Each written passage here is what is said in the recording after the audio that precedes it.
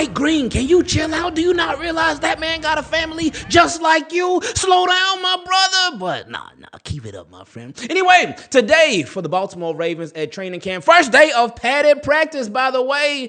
Whew, they got a lot of just rough news that trickled in. First off, Jaire Alexander, he missed practice today. Harbaugh said that he had some swelling in his knee, that he was getting drained, but he should be back tomorrow. So nothing too crazy on that front. Rashod Bateman, he also wasn't practicing today. He was actually scheduled to speak to the media, but he got sent home early because they said Rashod Bateman was feeling a little sick, and they ain't wanting him to infect anybody else. So they said, Bate, you got to go, my friend. So we'll continue to wait for him to come back. Hopefully he'll get better real soon so he can get back out there on that practice field with the pads on and start making all the plays that he has been making with Lamar Jackson and the rest of them, which is a beautiful thing. So shout out to Bate. Get well soon, our friend. Also, Jalyn Armor-Davis. Jalyn Armor-Davis, he went down in team drills and he never returned.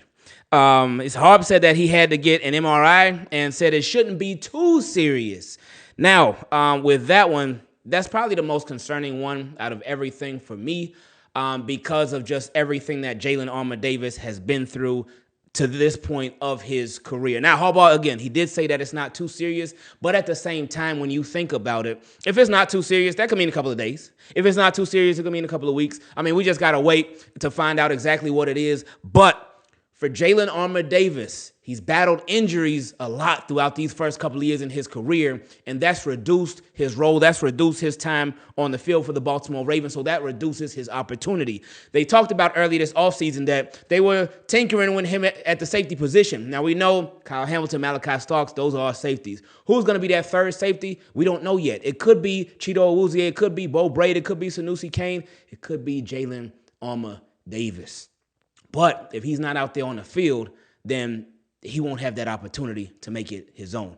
So that's why this is the most serious injury of today for me. But hopefully it ends up not being anything too crazy. Now, also, Bilhal Kone, the rookie corner, they said that he landed on his shoulder. Harbaugh said he landed on his shoulder, but that he should be back soon. So that's good. That's with all the injury fronts, all the sicknesses. But what about on the field? What was happening there? Well, Tyler Loop, who has been crushing it this training camp, today wasn't his best day. They said Tyler Loop, he missed his first 3 field goals, so he got off to a real bad start today. But he ended up going 5 for 8 on the day. And John Hoyland, he was looking from afar. He said, oh, okay, cool. Let me just make this a perfect day for me, and I'm going to chill. He went 4 for 4.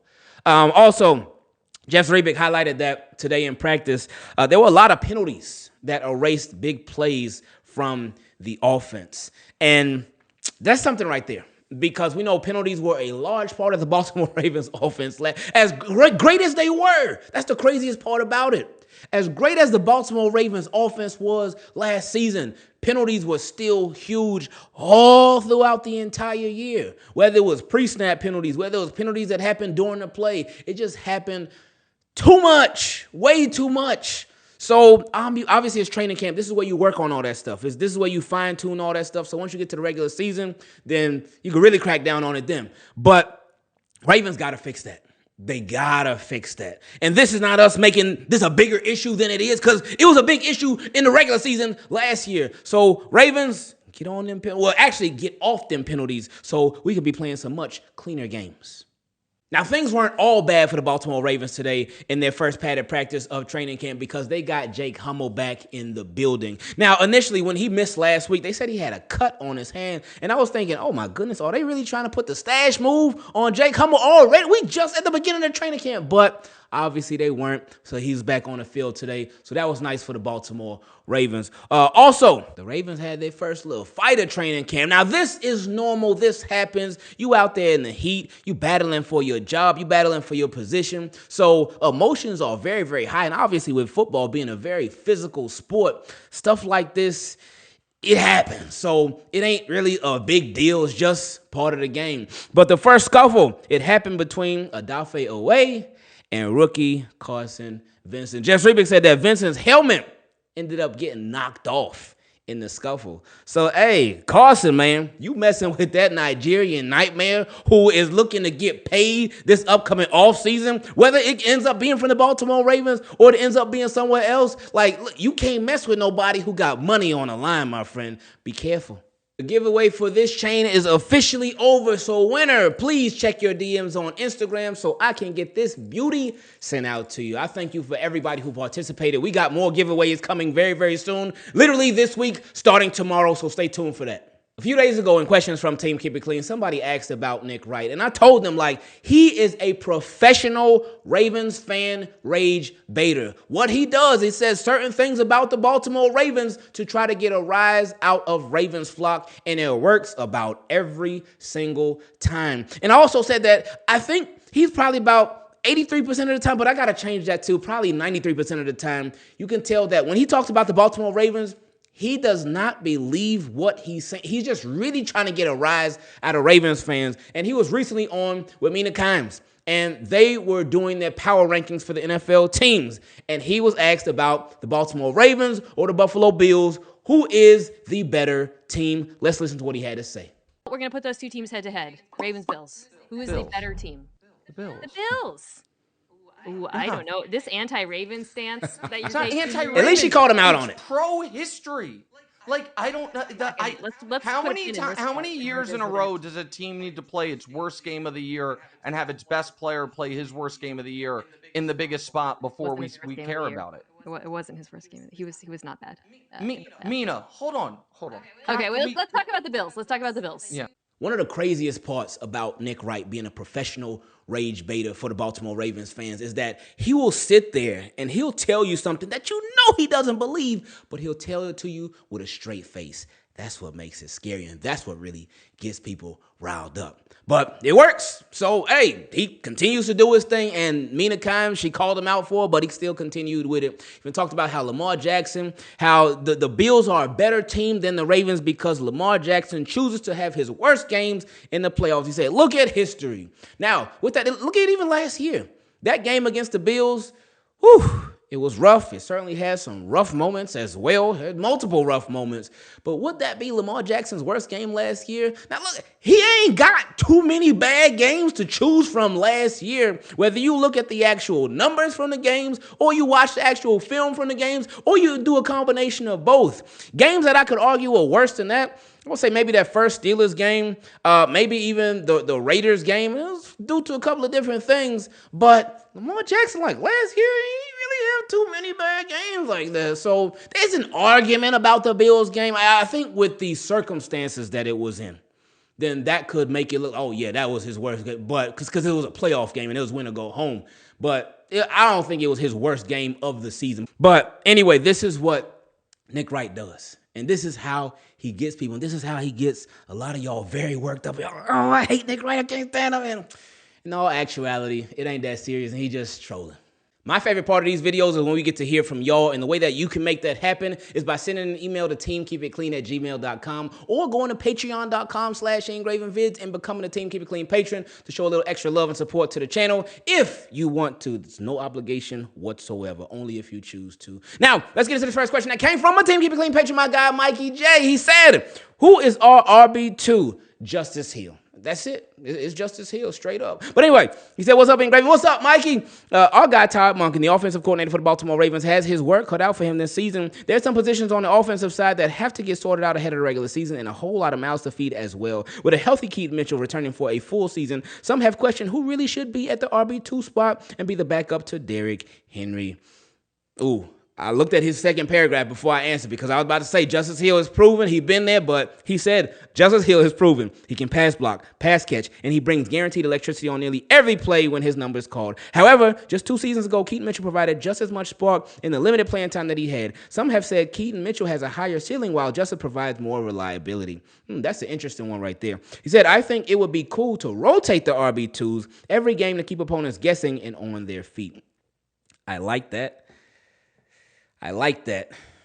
To an extent. Obviously, Derrick Henry's going to be the guy. He's going to be the guy. But RB2, yeah, I you know what? That wouldn't be too bad. Rotating them every game. Do you mean like like Justice Hill is the primary RB2 for an entire game, and then Keaton Mitchell is a primary RB2 for an entire game? Or do you mean, all right, this drive, obviously Derrick Henry's RB1, then RB2, this drive is going to be Justice Hill. And then the next drive, it could still be Justice Hill, but then the following drive after that, it could be Keaton Mitchell. Then after that, it could be Keaton Mitchell. Then you could go back and forth between Justice Hill. Is that what you mean? Like rotate on a full game-by-game basis or rotate for different series? Anyway, he said, with Derrick Henry trying to land a role in that in that Adam Sandler film, I know he's expecting plenty of touches each game so he can crack 2K. Look, he could have got that last year. He should have already been in Happy Gilmore 2. He should have already been there because he should have got 2,000 easy last year. But Ravens, they were playing around early on in the season, and even later in the season sometimes too. They were struggling early on to figure out how to use Derrick Henry, and there were a lot of times where they still could have used him even more in an even better way. But this year, I expect him to be even smoother with it. Anyway, continuing, he said, Lamar will still have some design run plays as well, so I know there won't be enough meaningful minutes for 3 running backs and Lamar each game. What are your thoughts on the RB2 competition? Ingraven, as always, keep up the great work and excellence. I see you're close to making 83,000 subscribers, so sending an early congrats to you and much love to you and your loved ones. I appreciate that a lot. Thank you, my friend. And that's still crazy that possibly one day, maybe 83,000 people will decide that they want to subscribe to this channel and stick around for it. It's a lot of crazy people out in the world. That confirms it right there. But as far as RB2, I think it will continue to be Justice Hill's role. I think he will continue to hold it down. But while sprinkling in Keaton Mitchell, I think Keaton Mitchell is going to be somebody that I think they could be not necessarily a rotation, but he'll have some opportunities to make some plays on offense. But I think for Keaton Mitchell, that he'll special teams, that could be big for him, especially like at kick return. But as far as on offense, this is why Todd Monken, I love what he said about it too, where he talked about just having too many weapons. He said this a long time, months ago. He said, I'd much rather have too many weapons than not enough. So he said it's a good problem to have. And now, like you said, a healthy Keaton Mitchell. Like we ain't had a healthy Keaton Mitchell in a couple of years. Now we finally got him healthy in the offseason. It's so big for the Baltimore Ravens, man. It's so big for them. It's so big for their offense. It's just huge with all the possibilities that Keaton Mitchell can help bring to this already dynamic offense, already crazy offense, already versatile offense. Keaton Mitchell makes them that much better. But as far as RB2, I do still think Justice Hill, since he's been RB2 and he's been holding it down for the past couple of years, I think he'll remain that, but Keaton Mitchell's still going to get plenty of chances too. I'm just hyped. Next question came from my guy, Greg. He said, no question, Ingraven. I'm just hyped for the 2025 season. We have everything we need and more. I agree. I think we all agree. Ravens, now, if y'all want to get even more, go do your thing. Now, with the whole Christian Wilkins thing, because a little bit more information came out on it today, I don't know, ain't going to be with the Baltimore Ravens anymore after that. But anyway, continuing. He said, I love all the moves that we made from the re-signings to picking up DeAndre Hopkins and Jaire Alexander. I have no doubt in my mind that we will win the Super Bowl this season. And I live in Philly, so you know I be hearing it from these Eagles fans shaking my head, LOL. Oh, yeah, I know you do. Especially being a Ravens fan, too. Especially after that game last year where Philly came into Baltimore and, pow, they punched the Ravens right in the mouth. Several times. Punched them right in the mouth. But anyway, then they won the Super Bowl. So he said, but they're going to have to hit my mouth all year as we dominate the NFL this season and step into the playoffs as the top dog and march all the way to the Super Bowl. I try to make at least 4 games a season to support my boys. My first game I'm going to this year is the Lions game Monday night. Sheesh. Fireworks. Oh, you real for that. At least 4 games. Oh, you stunting on us right there. That boy said at least 4 games. At least. And he ain't even say he a ticket holder.